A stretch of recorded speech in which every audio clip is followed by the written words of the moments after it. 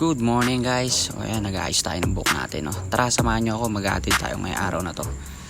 So ito yung pinaka gandang araw ngayon, no? At isa rin sa pinakamalungkot na araw. So ayan, nagdadrive na nga tayo, no? Bakit malungkot?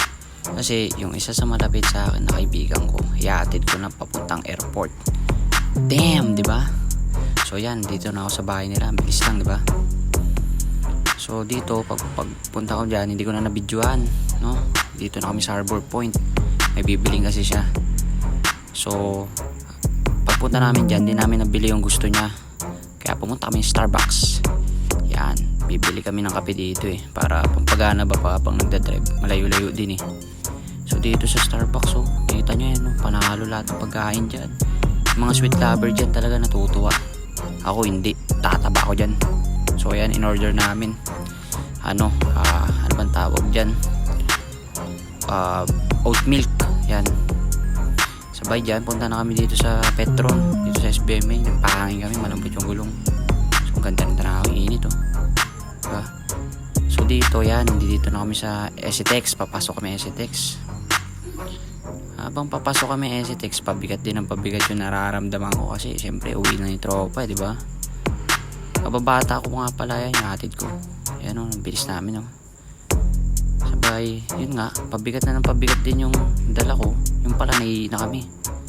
Sabay yan, bumili na rin kami ng corn dog, pangimagas. Ako konting outfit check, flex, diba?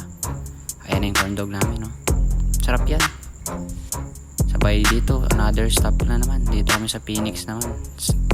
Yan, outfit check ulit, Pil na pil ko yung bag niya, ganda kasi bagay flex ulit, pang. Alright, outfit check. Walang tao sinamantala ko na. Pero aminin na natin, bagay. Ayan, nagutom siya. Dito kami. Diba? Army Navy yan, boy. Time check. Okay, kain tayo. So grabe, dami niya in order dyan. Busog na busog ako dyan. Kita nyo naman, set up pa ng camera, diba? Kasi yung pagkain dyan, na-miss ko yan. Tsaka huling kain niya yan kasi pagdating daw sa aeroplano matutulog siya. Kaya yan, sinamahan ko siya, kain kami. Siyempre maganda rin sa trabaho ng driver libre, diba? Pagka may kumakain sila, kung saan sila kumain, kain ka rin doon, diba? Yan, isang bonus lang yan, bonus. So yan, tara, kain tayo. So eto na nga, sa Skyway na kami. Kaya nasabi ko kanina, habang palapit kami ng palapit sa airport, pabigat ng pabigat yung nararamdaman ko. Kasi itong tao na to talaga bait sa akin to. Ayoko na ikwento basta mabait. Kaya na, kada exit na, dito na kami sa Terminal 1. Boom. Diba? Sige. Kaya na, ito rin yung pinakamabigat niyang uwi kasi yung may naiwan siyang pamilya, diba? Kaya yan mahirap sa mga nag-abroad diba? Ba't kasi kailangan pa natin umalis sa bansa natin, diba? Yan, isang flex boy. See you, amigo. Uuwi ulit ng December yan. Kala mo tagal bilis lang panahon yan. Tingnan mo sila yan. Sige, salamat, maraming salamat. So yun lang, thank you, maraming salamat sa mga nanood.